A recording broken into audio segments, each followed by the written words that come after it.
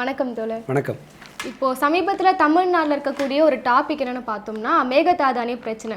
விவசாய சங்கத்தினர் போராடுறாங்க, எதிர்க்கட்சி தலைவர்கள் போராடுறாங்க, டிவி ஷோ டிபேட்லாம் இது குறித்து தான் போயிட்டு இருக்கு. ஆனால் எங்கள் ஜென்சியால் அவ்வளோ ஈஸியாக இந்த பிரச்சனையை புரிஞ்சுக்க முடியல. என்ன நடந்துட்டு இருக்கு, எங்கே அந்த ஆறு உருவாகுது, யாருக்கு சொந்தம், எதுக்காக இந்த சண்டை போயிட்டு இருக்கே புரிஞ்சுக்க முடியல. இது குறித்தான பல்வேறு கேள்விகளை முன்னெடுத்து வைக்க போகிறோம். அதற்கான விளக்கங்களை கொடுக்கணுன்றது தான் எங்களோட ஆசை. முதல்ல என்னென்னு பார்த்தோம்னா, நம்ம போயிட்டு ஒரு மாநிலத்துக்கிட்ட போய் கேட்குறோம், தண்ணி திறந்து விடுங்கன்னு சொல்கிறோம். அப்போது அந்த ஆறு அவங்க கண்ட்ரோலில் இருக்கா? இதுக்கு உரிமை யாருக்கு அதிகமாக இருக்குது? இதை எப்படி பார்க்குறது?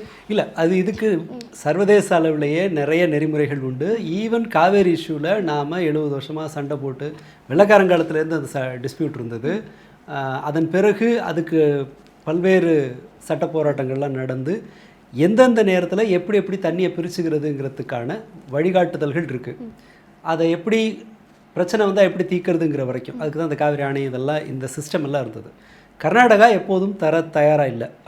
அவங்க தமிழ்நாட்டை ஒரு வெள்ளம் வரும்போது அவங்களுக்கு ஓவராக தண்ணி இருக்கும்போது திறந்து விடுறதுக்கு ஒரு பாதையாக அவங்க வச்சுருக்காங்க. வெறுமனே அது மட்டும் இல்லை. இப்போ நீங்கள் கிழவரப்பள்ளின்னு ஒரு டேம் ஹொசூரில் இருக்கும். அந்த கிழவரப்பள்ளி டேம் பக்கம் போய் பார்த்தீங்கன்னா ஒரு 1.5 கிலோமீட்டர் முன்னாடியிலேருந்து உங்களால் ஸ்மெல்லு தாங்கவே முடியாது. ஏன்னா பெங்களூரோட சாக்கடை முழுக்க சேர்ற ஆறு ஒரு ஆற்றுல திறந்து விட்டு அந்த ஆறு தமிழ்நாட்டோட கிழவரப்பள்ளி டேமில் தேங்கி நிற்கும். அந்த ஷட்டர் திறந்து விடுவாங்க. ஷட்டருக்கு வெளியில் பார்த்தீங்கன்னா நுரை அப்படியே பிச்சுட்டு பறக்கும். சில சமயம் அந்த ஏரியாவில் யாரும் ரோட்டில் போக முடியாத அளவுக்கு அந்த ரசாயன நுரை பறந்துக்கிட்டே இருக்கும். அது நம்மளை ஒரு சாக்கடையை திறந்து விடுற ஓவராக தண்ணி இருந்துச்சுன்னா அதை திறந்து விடுறதுக்கான பாதையாக தான் கர்நாடகா பயன்படுத்துது. பட் இப்போ இருக்கிற பிரச்சனையை புரிஞ்சுக்கணுன்னா நாம் டெல்டாவோட அந்த வடிவத்தை புரிஞ்சுக்கணும். டெல்டாங்கிறது என்ன, நம்ம பார்த்துருப்போம், ஆறு முதல்ல சின்ன சின்ன கிளையாக ஒரு பெரிய ஆறாக வரும், ஒரு பெரிய நதியாக இருக்கும். அந்த நதி கடற்கரையை நெருங்கும்போது ஆரம்பத்தில் ரொம்ப வேகமாக வரும், சமவெளியில் கொஞ்சம் வேகமாக கடைசியாக கடற்கரையை நெருங்கும்போது அது பல 100 கிளைகளாக பிரியும். நீங்கள் தஞ்சாவூரை பார்த்தீங்கன்னா 1 கிலோமீட்டர் போகிறதுக்குள்ளே 5 பாலத்தை தாண்டுவீங்க. சின்ன சின்னதாக ஒரு கால்வாய் போவோம், ஒரு ஒரு ஒரு சின்ன ஓடை ஒன்று போவோம். அந்த மாதிரி சின்ன சின்னதாக இருக்கும். பெரிய ஆறு அது அப்படின்னு இருக்கும். இப்படியே சின்ன சின்னதாக கிளைகள் நதிகள்லாம் இருக்கிற இடத்துல அந்த தண்ணி பரவலாக பாயுங்கிறதுனால நீங்கள் பரவலாக அதிகம் நீர் தேவைப்படுகிற பயிர்களை பயிரிடலாம். நெல்லுக்கு உங்களுக்கு தண்ணி நின்றுக்கிட்டே இருக்கணும். ஒரு கட்டம் வரைக்கும் நெல் தண்ணி ஃபுல்லாக நிற்கணும். களிமண்ணுங்கிறதுனால, தஞ்சாவூர் பகுதி களிமண்ணுங்கிறதுனால தண்ணி உள்ளே போகுது, தண்ணி தேங்கி நிற்கும். அப்போ தான் அது வளரும். தண்ணி அதிகமாக தேவைப்படுகிற பயிர் அப்படிங்கிறதுனால இதற்கு இந்த இடத்துல தான் அது வளர முடியும். அதனால தான் நீங்கள் தஞ்சாவூரோட பழைய வரலாறு பார்த்தீங்கன்னா இன்னொன்று தஞ்சாவூரில் ஒன்று கவனிக்க முடியும். நீங்கள் போயிருக்கீங்களா? இல்லை, தஞ்சாவூர் போனதில்லை, அதனால கேள்விகள் நிறைய இருக்குது. இப்போ தஞ்சாவூரை பார்த்தீங்கன்னா 1-1.5 கிலோமீட்டர் தூரத்துக்குள்ளே நீங்கள் 1000 வருஷத்து கோயில் ஒன்று பார்த்துடலாம். கோயில் கட்டுறாங்கன்னா கையில் எக்ஸ்ட்ரா காசு இருந்தால் தானே கட்ட முடியும். அங்கே வெல்த்தியாக இருக்கிற ஒரு நகரம் அது. நீங்கள் மற்ற ஊர்களில் செல்வமான ஒரு நகரமாக தஞ்சாவூர் முன்பு பெரிய, ஏன்னா உங்களுக்கு மற்றதெல்லாம் நீங்கள் விற்க முடியாது. நீங்கள் வேறு ஒன்று பாருங்கள், மீன் பிடிக்கிறீங்க, அதை சேமித்து வைக்கிறது கஷ்டம். கருவாடு வைக்கலாம், பட் மழை இல்லாத இடத்துல தான் நீங்கள் கருவாடே செய்ய முடியும். காய வச்சு எடுக்கிறதெல்லாம் அந்த ஒரு ப்ராசஸ் இருக்கும். நீங்கள் வேறு காய்கறிகளை பயிரிடுறீங்க, அதையும் கூட சேமித்து வச்சு அதை ஒரு பணமாக மாற்றுறது சிரமம், பணத்துக்கு பதிலாக பயன்படுத்துறது சிரமம். நெல்லுங்கிறத நீங்கள் 2 வருஷம் கூட ஸ்டாக் வைக்கலாம், பாதுகாப்பை அதற்கு மேலேயும் கூட வச்சுக்க முடியும். அப்போ தஞ்சாவூரில் நெல் நிறைய விளையுதுங்கும்போது தஞ்சாவூர் இயல்புலேயே அது வசதியான மாநிலமாக மாவட்டம் அந்த பகுதியாக இருக்குது. அப்போ ஒரு நாடான்னு வச்சுக்கோமே, அந்த இடத்துல அப்போ செல்வம் நிறைய இருக்குது. அது முக்கியமான, அதனால தான் அங்கே ஆர்ட் அண்ட் கல்ச்சர் அங்கே தான் நிறைய வளரும். நீங்கள் நிறைய கோயில்கள் அங்கே தான் பார்க்கலாம். ரொம்ப வெல்த்தியாக இருக்கிற ஒரு பகுதி. இப்போ தண்ணி சண்டை வரும்போது, தண்ணீருக்கான தேவை வரும்போது என்ன ஆகுதுன்னா இருக்கிறதுலே ரொம்ப பரிதாபத்துக்குரிய பகுதியாக மாறுது. நாகப்பட்டினம் தான் தமிழ்நாட்டில் அதிகம் குடிசைகள் இருக்கிற மாவட்டமாக இருந்தது. இத்தனைக்கும் அதான் 3 போக விளையிற இடம். 3 பகுதி, இப்போ 3 இல்லை நினைக்கிறேன், 2 தான். இப்போது இந்த தண்ணீர் அங்கே வரலைன்னு வச்சுக்கோங்க. இப்போ சென்னை பகுதிகள்னால் ஏரி இருக்குது, ஏரி பாசனம் இருக்கும். அல்லது நீங்கள் கிருஷ்ணகிரி தருமபுரினா வானம் பூமினா மானாவாரி பயிர்கள் நீங்கள் அதை பயிரை போட்டுருவீங்க, அதில் ரிட்டர்ன் எடுத்துடலாம். அந்த மாதிரி வானம் பூமி பயிர்களில் நீங்கள் எவ்வளோ ஒரு ஏக்கரில் ஒரு 5 மூட்டை எடுக்கலாம். நீங்கள் ராகி ஒரு 5 மூட்டை தான் அதில் கிடைக்கும் ஒரு ஏக்கருக்கு. பட் அதே ஒரு ஏக்கருக்கு நீங்கள் நெல் எடுத்திங்கன்னா 40 மூட்டை எடுக்கலாம். அப்போது விளைச்சல் நீங்கள் உணவு தேவையை பூர்த்தி செய்கிறதுக்குன்னா அந்த மாதிரி டெல்டா மாதிரியான ஒரு பகுதி வேணும். அப்போ அந்த தஞ்சாவூரோட பிரச்சனை மட்டும் இல்லை, அப்போ இது ஒட்டுமொத்த தமிழகத்தோட பிரச்சனையாக பார்க்க பெரிய பிரச்சனையாக இருக்குது. ஏன்னா இன்றைக்கே நீங்கள் கவனிச்சிங்கன்னா 15 ரூபா கிலோவுக்கு அரிசி விலை ஏறி இருக்கு. இப்போ டெல்டாவுக்கு தண்ணி வரல. ஜூன் 12 தண்ணி வரணும். 12 தண்ணி வந்தால் தான் நீங்கள் இப்போ இந்த போகம் ஆரம்பிச்சிருக்கும். இப்போ என்னாச்சு, ஆகஸ்ட் ஆச்சு. ஆகஸ்ட் மாதத்தில் இப்போ தான் தண்ணி அங்கே திறந்து விட்டுருக்காங்க. அந்த தண்ணி வந்து மேட்டூர் அணையில் சேர்ந்து மேட்டூர் அணையில் திறப்பதற்கு உரிய உயரத்தை அதை அடைஞ்ச பிறகு நீங்கள் திறக்கும்போது 3 மாதம் ஆயிருக்கும். ஜூன், ஜூலை, ஆகஸ்ட் 3 மாதம் ஆன பிறகு நீங்கள் கிட்டத்தட்ட ஒரு போகத்தை இழந்துருவீங்க. இப்போ இன்னும் வந்து அரிசியோட விலை வந்து அதிகமாக உயரக்கூடும். அப்போ இது தஞ்சாவூருக்கு பாதிப்பு இல்லை, ஒட்டுமொத்த தமிழகத்திலுமே அரிசி விலை ஏறும். கண்டிப்பாக அரிசி விலை ஏறும், இருப்பு குறையும். அதை விட முக்கியமானது என்னென்னா, இந்த காவேரி எத்தனை மாவட்டம் நீங்கள் பார்த்தீங்கன்னா, சேலத்துக்கு முன்னாடியே இருக்கும். நான் முக்கியமாக சேலத்தை சொல்கிறேன். சேலம், ஈரோடு, கரூர், நாமக்கல்ல கொஞ்சம், இந்த பக்கம் வந்தீங்கன்னா திருச்சி தாண்டி இருக்கிற டெல்டா மாவட்டங்கள், மயிலாடுதுறை, நாகப்பட்டினம், திருவாரூர், தஞ்சாவூர், இந்த மாவட்டங்கள் எல்லாமே. இது இங்கேருந்து தான் தேங்காய், பெருமளவு தேங்காய் வேதாரண்யம் அந்த சைட்லேருந்து தான் வருது.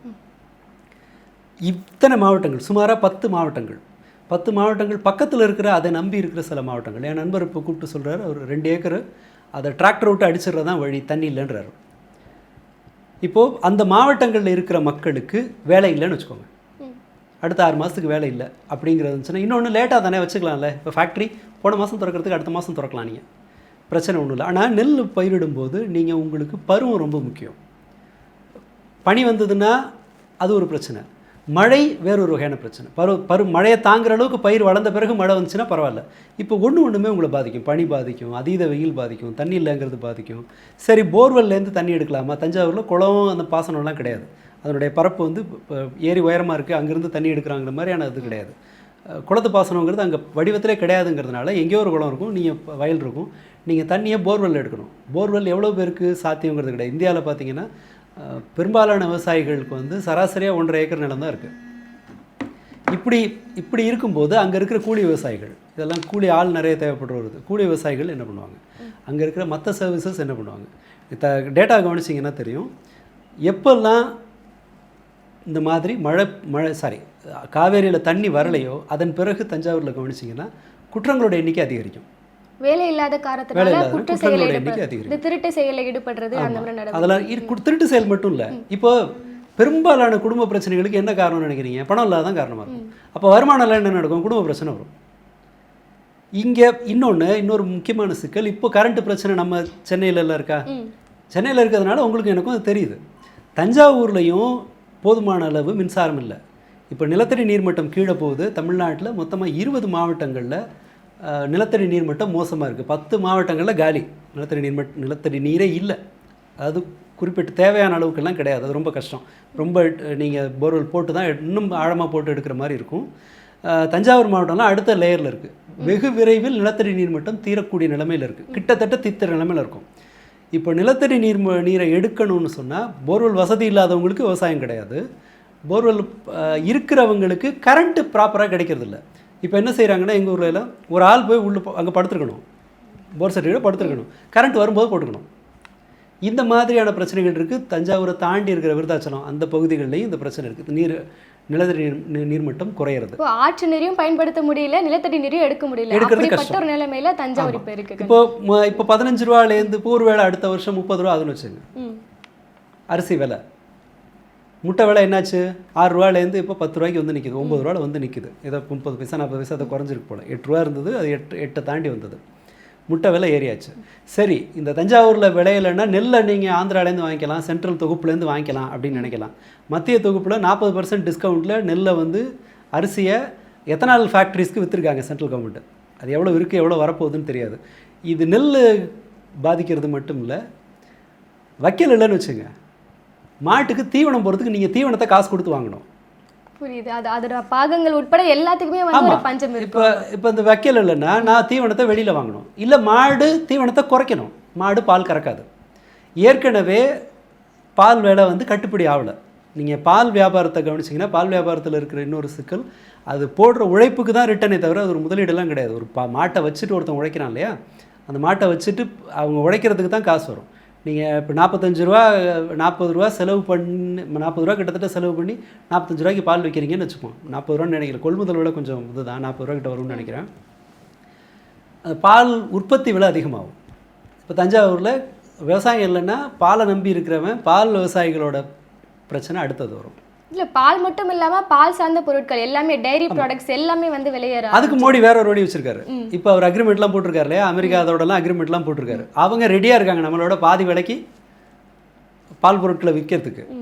நியூசிலாண்டோட யூரோப்போட இதோடலாம். பட் விவசாய பொருட்களுக்கு இப்போதைக்கு விலக்கு கொடுத்துருக்குறாங்க. இப்போது ஒரு விவசாயி தன்னை உயிரோடு வச்சுக்கிறதுக்கு விவசாயம் ஒரு வேளை இல்லைன்னா காப்பாற்றுறதுக்காக மாதம் பணம் வர்றதுக்காக மாடு வளர்ப்பாங்க. அப்பப்போ ஒரு தேவைக்காக பணம் வரணுங்கும் போது ஆடு வளர்க்கலாம். இதுதான் சிஸ்டம். இப்போது நீங்கள் விவசாயம் பொய்த்து கால்நடை வளர்ப்பு மாட்டிக்கிட்டு இந்த சுமையை தாங்குகிற அளவுக்கு விவசாயிகள் இருக்காங்களா அப்படிங்கிறது முதல் கேள்வி. ஆல்ரெடி விவசாயத்தில் வந்து நாம் பண்ணுறது ஒரு பெரிய ஸ்கேம். விவசாயம் தான் உலகம் அப்படி இப்படின்னு நம்ம பேசினாலும் கூட விவசாயிங்கிறது இங்கே ஒரு பெரிய மரியாதை எல்லாம் கிடையாது. எவ்வளோ அது வந்துச்சு? மற்ற டெல்லியில் நடந்த போராட்டம் இந்தியாவில் எல்லாருக்கும் தெரிஞ்சுது. தஞ்சாவூரில் விவசாயிங்க போராடுறாங்க, மெட்ராஸுக்கு செக்ரட்டரியேட்டுக்கு வந்து போராடுறாங்க. ஏதாவது நமக்கு காதுக்கு வந்துச்சா?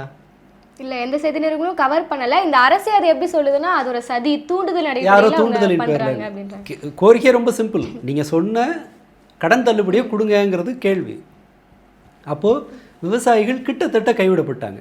கைவிடப்படுறது அல்ல, நீங்கள் வெள்ளைக்காரன் காலத்தில் நடந்த பஞ்சம் வந்த போதே ஒரு பெரிய பஞ்சம் ஒன்று வந்தது 1850க்கு பிறகு. அந்த காலத்தில் அநேகமாக 1870-77 அந்த காலம் இருக்கலாம். அப்போ தான் மக்கள் சாப்பாட்டுக்கு வழி இல்லாமல் அடித்து பிடிச்சிட்டு உடையாந்து வந்து சென்னையில் செட்டில் ஆகுறாங்க. சென்னையில் செட்டில் ஆகிற மக்களுக்கு ஏதாவது வேலை கொடுக்கணுங்கிறதுக்கு தான் அந்த பக்கிங்ஹாம் கெனாலில் அந்த கடலூர்லேருந்து ஒரு கால்வாய் வெட்டுறதுங்கிற திட்டத்தை எல்லாம் அரசு போடுது. ஏன்னா வேலை செய்ய வச்சு ஏதாவது சாப்பிட்றது கொடுக்குறது. இப்போ தஞ்சாவூரில் விவசாயம் இல்லைன்னு சொன்னால் அந்த விவசாயிங்க எங்கே வேலைக்கு போவாங்க? அப்போ சென்னையில் மீண்டும் இந்த மக்கள் தொகை பெருக்கம் அதிக ஆரம்பிச்சு. இப்போ நகரங்களை தேடி அவங்க முடியாடும். நகரங்கள் ஏற்கனவே அவங்க பெரிய நெருக்கடியில் இருக்குது. நகர்ப்புறங்களில் வேலை இந்தியாவோட ரிவர்ஸ் மைக்ரேஷன் நடக்குது. நகர்ப்புறங்களில் வேலை இல்லைங்கிறதுனால மக்கள் கிராமங்களை நோக்கி போகிறாங்க. ஸோ இது வெறுமனே இதற்கான இந்த காவேரி பிரச்சனை எப்படி தீர்க்கிறது அப்படிங்கிறதுக்கான நீண்டகால சண்டை நடந்து கடைசியாக நமக்கு பாதகமான 192 டிஎம்சி தண்ணி கொடுக்கணுங்கிறதும் மழை இல்லாத போது எப்படி அதை பகிர்ந்துக்கிறது, இருப்பை எப்படி பகிர்ந்துக்கிறதுங்கிறதுக்குமான நெறிமுறைகள் இருக்குது. அதை மதிக்கிறதுக்கு கர்நாடகா தயாராக இல்லை.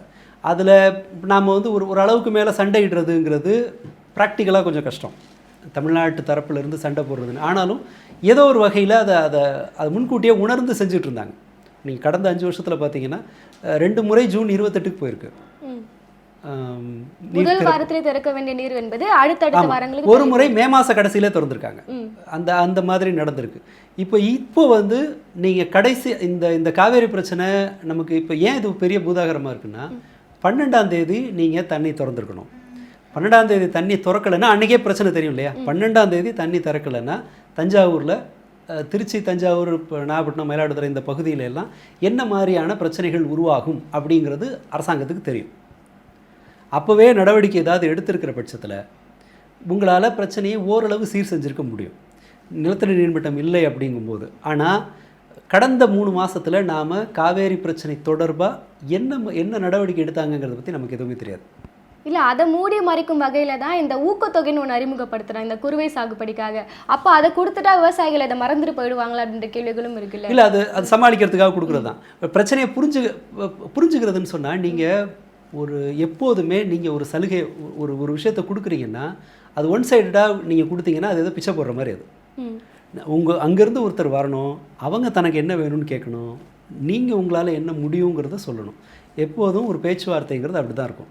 இன்று வரையுமே தாவேக அரசு விவசாயிகள் அழைத்தவங்களோட கோரிக்கை என்னன்னு கேட்காம இருக்காங்க. அது ஒரு பிரச்சனையும் கூட. அது அப்படியே மோடியோட பாணி. அவர் எப்போதும் அந்த விவசாயிங்க போராட்டத்தை கேட்கல. இப்போது இது இத்தோட போகுது இல்லை. நீங்கள் கூடுதல் மின்சாரம் தஞ்சாவூர் பகுதிகளில் பயன்படுத்தப்படுதுன்னா ஏற்கனவே பவர் ஷார்ட்டேஜ் இருக்குது, மின்கட்டண உயர்வும் இருக்குது. அதுவும் ஆமாம். இது எல்லாமே சுற்றி வளைச்சு இப்போ என்ன தமிழ்நாட்டில் இருக்கிற எந்த பகுதியில் இருக்கிற யார் ஒருத்தரும் இந்த சிக்கல்லேருந்து தப்பிக்க முடியாது. இதனுடைய சைடு எஃபெக்டில் ஏதோ ஒரு வகையில் நம்ம பாதிக்கப்படுவோம். அது பால் விலை ஏறுறதா இருக்கலாம், நெல் விலை, அரிசி விலை ஏறுறதா இருக்கலாம், மின்சார பற்றாக்குறை வர்றதா இருக்கலாம், மக்கள் கூடுதலாக குடிபெயர்ந்து வர்றதா இருக்கலாம். நீங்கள் சரியாக கணக்கு போட்டு பார்த்தீங்கன்னா தஞ்சாவூரில் எப்பப்போ எல்லாம் விவசாயம் பிரச்சனைக்குள்ளாகுதோ அப்போதெல்லாம் திருப்பூர் மாதிரியான இடங்களுக்கு ஆட்கள் நிறைய வந்து இறங்குவாங்க, வேறு வழி இல்லாமல். நெசவு தொழில் அந்த மாதிரி போயிடலாம். இல்லை அங்கே வந்து திருப்பூரில் நிறைய வேலை இருக்கும். இந்த விறகு உடைக்கிறவங்க வேலை போகலாம், செக்கிங் வேலை போகலாம், தையல் எனக்கு தெரியாதுன்னு சொன்னால் செக்கிங் வேலை போகலாம். அது இல்லைன்னு சொன்னால் ஏதாவது டையிங் கம்பெனியில் விஞ்ச் ஆப்ரேட்டராக அவங்களுக்கு ஹெல்ப் அசிஸ்டண்ட்டாக அதுக்கு உடல் ஏதோ ஒரு வேலை மக்கள் வந்து இடம்பெறுவாங்க. நீங்கள் மைக்ரேஷன் பிரச்சனையை ஃபேஸ் பண்ணணும். தஞ்சாவூர் பகுதிகளில் சட்டம் ஒழுங்கு பிரச்சனையை நீங்கள் ஃபேஸ் பண்ணணும். தற்கொலைகள் வரைக்கும் இப்போவே இந்தியாவில் வர்ற கடன்களில் 42% கடன்கள் அன்றாட தேவைகளுக்காகவோ அல்லது வேறு சில எப்போதாவது தேவை ஒரு இன்வெஸ்ட்மெண்ட்டாக இல்லாமல் அவங்களோட ரொட்டீன் லைஃபுக்காக கடன் வாங்குறாங்க. 42% கடன். இப்போ இந்த மாதிரி இங்கே மழை பொய்த்து இப்படி இந்த 10 மாவட்டங்களில் இருக்கிற விவசாயிகள் அவங்க இன்னும் கூடுதலாக கடன் வாங்குறதுக்கான நிலைமை வரும். அவங்க பிழைக்கிறதுக்கான வழி சிக்கலாகும். நாம் இந்த பெர்ஸ்பெக்டிவில் அதை புரிஞ்சுக்கணும். அது வெறுமனே ஒரு காவிரியை திறக்காததுங்கிறது இல்லை. அதை எப்படி ஹேண்டில் பண்ணுறாங்கங்கிறது இன்னொரு கேள்வி. உங்களோட பார்வையில் சொல்லுங்கள். இதை எப்படி இந்த பிரச்சனையை நீங்கள் செய்தியில் பார்க்குறதுல என்னெல்லாம் தெரியுது உங்களுக்கு? இல்லை, செய்திகளில் வந்து நியூஸ் வரையுமே இப்போ பழைய ரீல்ஸ்லாம் வந்து வைரல் ஆகிட்டு இருக்கு. அதாவது காவேரிக்கு அது விஜய் அவர்கள் ஆட்சிக்கு வந்த அப்புறமா தான் காவிரி நீரையே கொண்டு வந்துட்டார்னு சொல்லி தண்ணி பாஞ்சு ஓடுது. அதுக்கு வந்து கற்பூரவளையத்தை வரவேற்கிறாங்க. பாருங்க, இது டிவிகேயோட ஆட்சியின் மகிமைன்னு சொல்கிறாங்க. இதுவரையும் திறக்கப்படாத தண்ணீர் என்பது முதலமைச்சர் கர்நாடகத்துக்கு போறோன்னு தான் சொன்னார். போறோன்னு சொன்னதுமே தண்ணி வந்துச்சேன்றாங்க. இது அவரோட முயற்சியின் அடிப்படையில் நடக்கப்பட்டதா? இது ஒரு உரிமை நீரா உபரி நீரா? இது எப்படி பார்க்குறது? இல்லை, அது எப்போதுமே ஒரு வடிகாலாக தான் பயன்படுத்துகிறாங்க. தண்ணி தேவையில்லாத போது திறக்கிறதுன்னு சொல்லிட்டு. இதுலேயே அவர் கர்நாடகா போகிறதுலையே அந்த செய்தி அறிவிச்சது யார்? வேளாண் துறை அமைச்சர் முதல்ல சொன்னது. அப்படிங்க, சரியா செக் பண்ணுங்க. இந்த செய்தியை முதல்ல அதிகாரப்பூர்வமாக சொல்கிறது யாருன்னா டிகே சிவகுமார் சொல்கிறார். கர்நாடக முதல்வர் சொல்கிறாரு தமிழ்நாட்டு முதல்வர் வரப்போகிறாருன்னு.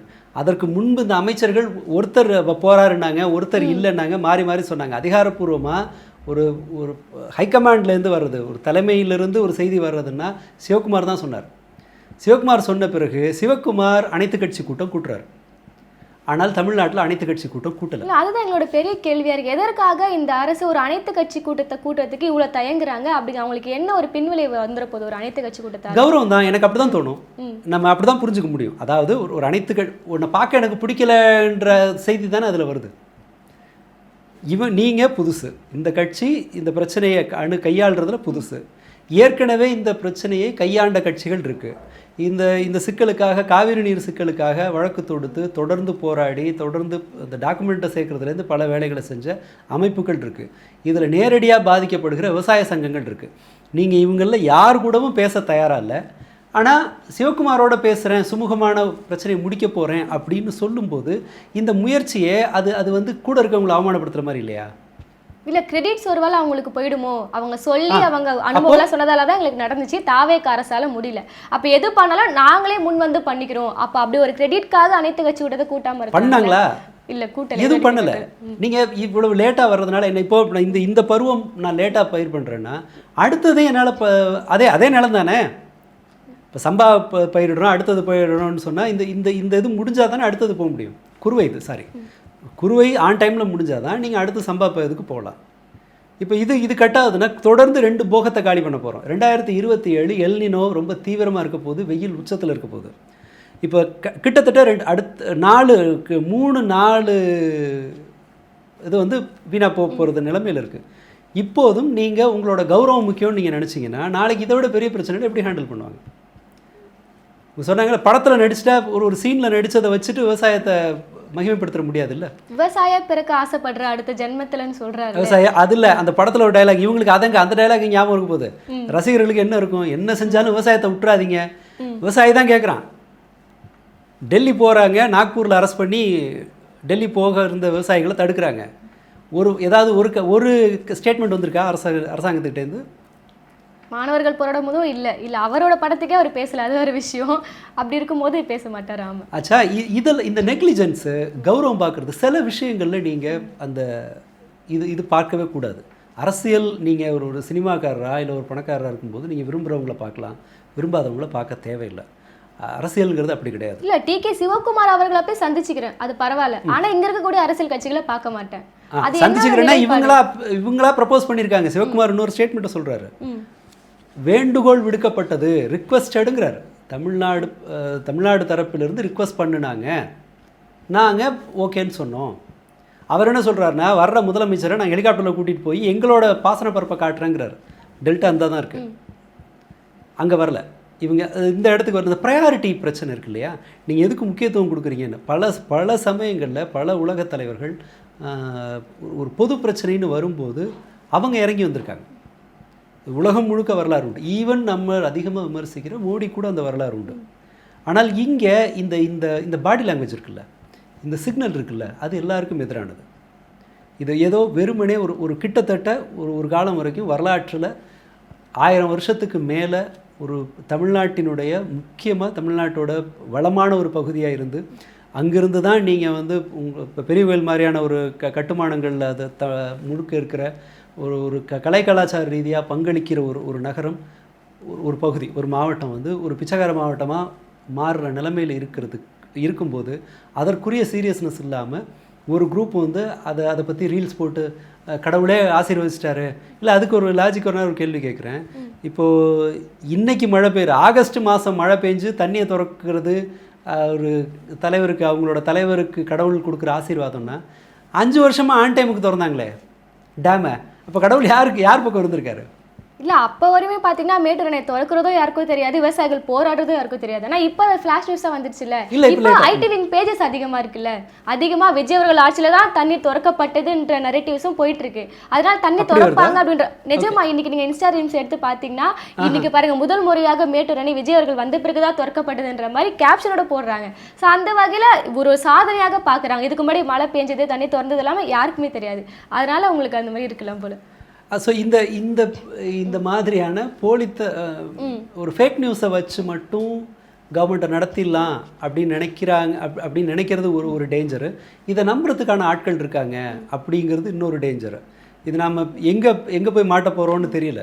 இதனுடைய பிரச்சனை வந்து ஒரு நாளில் தீரப்போகிறது இல்லை, இது தொடர்ந்து இருக்க போகுது. அண்ட் ஒரு பகுதி மக்கள் பஞ்சத்துலையும் கஷ்டத்துலையும் இருக்கும்போது இன்னொரு பகுதியில் யாராலையும் கம்ஃபர்டபுளாக இருக்க முடியாது. அதோடு மட்டும் இல்லாமல் காவேரி தண்ணி வரலைன்னா அதை நம்பி இருக்கிற 10 குடிநீர் திட்டங்கள் இருக்குது. சென்னைக்கு வீராணம் வரணும்னா அங்கே வரணும் தண்ணி. அடுத்ததாக ராமநாதபுரம், இது போன்ற பல மாவட்டங்களில் கூட்டு குடிநீர் திட்டங்கள் அதை நம்பி இருக்கு. விவசாயத்துக்கு மட்டும் இல்லை, குடிநீருக்கே காவிரி நம்பி தான் இருக்கும். ஆமாம். அடுத்ததாக அந்த ஆறு தண்ணி ஆற்றுல வரும்போது அது நிலத்தடி நீர் மட்டத்தை உயர்த்தி பக்கத்தில் இருக்கிற கிணறுகளில் கொஞ்சம் இருக்கும், சில பகுதிகளில் அது இருக்கும். நீங்கள் பரம்பிக்குளம் ஆழியாரில் ஒரு புதுசாக ஒரு ப்ராஜெக்ட் ஒன்று பண்ணாங்க ஏடிஎம்கே எடப்பாடி கவர்மெண்ட்டில். என்ன செஞ்சாங்கன்னா, தண்ணி வேஸ்ட் ஆகுது, வேஸ்டேஜஸ் இருக்குது, அதனால் அந்த பாசன பரப்பு எல்லாத்தையும் அந்த வாய்க்கால் இருக்கு இல்லையா, சின்ன சின்ன வாய்க்கால்கள், அதில் வந்து கீழெல்லாம் சிமெண்ட் போட்டு ஒரு இது மாதிரி சிமெண்ட் ஸ்லாப் மாதிரியெல்லாம் போட்டு தண்ணி கசியறதை தடுக்க போகிறோம் அப்படின்னு சொல்லி ஒரு ஸ்கீம் ஒன்று சொன்னாங்க. உடனடியாக ஏராளமான விவசாயிகள் அதுக்கு எதிராக போராடினாங்க. ஏன்னா அவங்க லாஜிக் என்னென்னா, வாய்க்கால் எங்கேயோ ஓடும், வாய்க்காலில் தண்ணி ஓடும்போது தண்ணி ஊறி தான் இங்கே இருக்கிற கிணத்துக்கு தண்ணி வரும். நீங்கள் சிமெண்ட் போட்டு மொழிவிட்டிங்கன்னா தண்ணி நிலத்தில் ஊறாதுங்க, ஏன் கிணறு வற்றி போயிடும் அப்படின்னு போராடினாங்க. அது விவசாயத்தை புரிஞ்சுக்கிறதுங்கிறதே ஒரு கடினமான ஒன்று. அதை நீங்கள் அவங்க இடத்துல இருந்து கேட்கணும். கீழே இருந்து பார்த்தீங்கன்னா தான் அதோட பிரச்சனை எல்லாம். அதிமுக அப்படின்ற ஒரு அரசுக்கோ அதிகாரிகளுக்கு இதை பற்றி தெரியாது. அப்போ அதிமுகன்ற ஒரு கட்சி விவசாயிகளை சந்திக்கும் போது ஆமாம், நீங்கள் அதை அந்த மாதிரி ஒரு ஸ்கீம் கொண்டு வர்றேன்னா அங்கே இருக்கிறவனை கூப்பிட்டு நீங்கள் கேட்கணும். அடுத்தது இன்னொன்று, ஒரே மாதிரியும் இருக்காது. நீங்கள் நம்ம ஒவ்வொரு விவசாயிக்கும் ஒரு மாதிரியான பிரச்சனை இருக்கும். இந்த பரப்பில் இப்போ நீங்கள் கல்லணையில் பார்த்தீங்கன்னா 3 போகம் விளையும். நீங்கள் அதே கடைமடையில் 3 போகம்லாம் விளையாது. ஃபுல்லாக தண்ணி வந்தால் தான், இங்கே தஞ்சாவூருக்கெல்லாம் தண்ணி வந்து அங்கெல்லாம் வயல்லாம் நிறைஞ்ச பிறகு தான் அது நாகப்பட்டினத்துக்கே போகும். இப்போ நீங்கள் எப்போ மேட்டூரை திறப்பீங்க, தண்ணி நாகப்பட்டினத்துக்கு எப்போ போகும்? குடிசைகள் அதிகமாக இருக்கிற, கூலி விவசாயிகள் அதிகமாக இருக்கிற பகுதி. கூலி விவசாயிகள் மட்டும் இல்லை, உரம் விற்கிறவங்க. உரம் இப்போ அடுத்த பிரச்சனை அடுத்து வரப்போகுது. உரம் இல்லை, அங்கே வளைகுடா போகிறனால உரம் இல்லை, உரத்துக்கு வேண செலவு ஜாஸ்தி ஆகுது. அதில் என்ன பிரச்சனையை ஃபேஸ் பண்ண போகிறோன்னு நமக்கு தெரியல. அதெல்லாம் அடுத்தடுத்து வரும். தஞ்சையில் பகுதிகளில் இருக்கிற பல்வேறு விவசாயம் சார்ந்த பல்வேறு தொழில்கள் இருக்குல்ல, டிராக்டர், அவன் கடன் எப்படி கட்டுவான்? அவங்க வீட்டு பசங்களை எப்படி படிக்க வைப்பாங்க? அந்த இயந்திரங்களும் அதில் ஷார்ட்டேஜ் ஆகும். ஆமாம், ஷார்ட்டேஜ் ஆகும். இப்போ நிறைய வந்து மெக்கானிக்ஸ் ஆகிடுச்சு. நீங்கள் நாற்று நடுறதுக்கு மிஷின் வந்தாச்சு, ஆள் இல்லைங்கிறதுனால அறுவடைக்கும் மிஷின் வந்தாச்சு. இந்த மாதிரியான எந்திரங்கள் மீது முதலீடு செஞ்சவங்க என்ன ஆவாங்க? கடன் நிறைய வாங்குவாங்க, கந்து வட்டி ஜாஸ்தியாகும் தஞ்சாவூர் பகுதிகளில், கடனை திருப்பி கட்டாதவங்க அதிகமாக. இது மாதிரி இது உருவாக்குகிற சமூக பிரச்சனைங்கிறது வந்து நாம் கற்பனை பண்ண முடியாது. பெரிய சங்கிலியாக இருக்காம எதிர்பார்க்க முடியாத ஒரு சங்கிலி. ஸோ நாம் வெளியில் இருக்கிறவங்க, சென்னையில் தஞ்சாவூரை பற்றி தெரியாதவங்க புரிஞ்சுக்க வேண்டியது என்னென்னா, இது எங்கேயோ யாருக்கோ நடக்கிற ஒரு சிக்கல் இல்லை. நான் இன்றைக்கி அவன் வயிற்றில் அடிச்சதுன்னா, இந்த சூழ்நிலை விவசாயியோட வயிற்றில் அடிக்குதுன்னா, நாளைக்கு அடுத்த லேயரில் இருக்கும், இன்னும் 2 நாள் கழித்து நமக்கு வரும். இது ஒரு ஒவ்வொருத்தரும் நம்ம இன்டர் கனெக்டட் எல்லாத்தோடையும். அப்போது நம்மளோட வேலை என்னென்னா, அந்த விவசாயியோட பிரச்சனையை புரிஞ்சுக்க வேண்டிய பொறுப்பு நமக்கும் இருக்குது. அவனை நம்ம கைவிட்டுட்டோன்னா அடுத்து நம்மளை இதாகும், சுச்சுவேஷன் நம்மளை கைவிடுற மாதிரி இருக்கும். ஸோ இதுதான், இது இன்னும் சின்னதாக இன்னும் நிறைய விஷயங்கள் இருக்கலாம். பட் ஓவராலாக புரிஞ்சுக்க வேண்டியது இதை தான். அதில் இதை கூட நீங்கள் நிதானமாக தேடி நீங்கள் தெரிஞ்சுக்கலாம். இதில் என்ன நடந்தது, எப்போ இந்த டிஸ்பியூட் ஆரம்பிக்குது, எப்போதெல்லாம் கர்நாடக அரசாங்கம் அனுமதி இல்லாமல் புதிய அணைகளை கட்டுது. நம்மள்கிட்ட கேட்காம அவங்க புதிய டேம் கட்டவே கூடாது, ஆனால் கட்டினாங்க.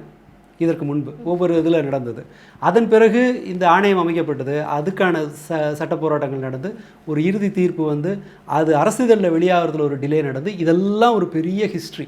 நம்ம அதெல்லாம் பிறகு கூட பார்க்கலாம். ஆனால் முதல்ல நம்ம இதில் முக்கியமாக புரிஞ்சுக்க வேண்டியது, டெல்டாங்கிறது எங்கேயோ யாருக்கோ நடக்கிற பிரச்சனை இல்லை, அது நம்மோட நம்ம சாப்பாட்டு தட்டோடு நேரடியாக தொடர்பு இருக்கிறது.